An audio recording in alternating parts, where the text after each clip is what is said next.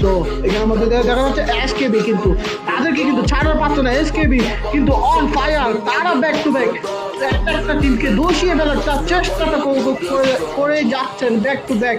So রোটেশনটা নেবেন।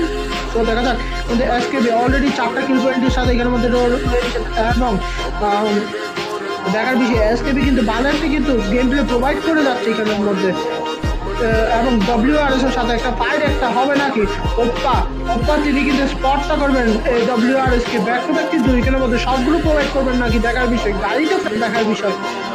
তো SKB ভালো একটা পজিশন পয়েন্ট ধরে যাচ্ছে।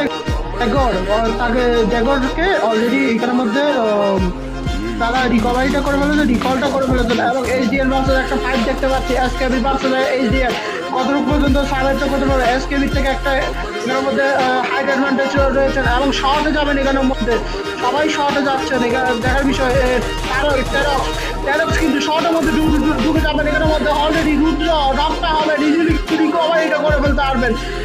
অ্যান্টনিক তিনি কিন্তু স্নাইপার শট কিন্তু ব্যাক টু ব্যাক কিন্তু দিয়েই চলেছেন। আবারও কিন্তু রুদ্র এখানের মধ্যে নকটা হয়েছেন এবং তার সাথে সেনজো তিনিও নকটা হয়েছেন এখানের মধ্যে। অলরেডি ভালো একটা কিন্তু গেম প্লে প্রোভাইড করে যাচ্ছেন এসকেবির পক্ষ থেকে 4টা কিল ভিডিওর সঙ্গে এখানের মধ্যে।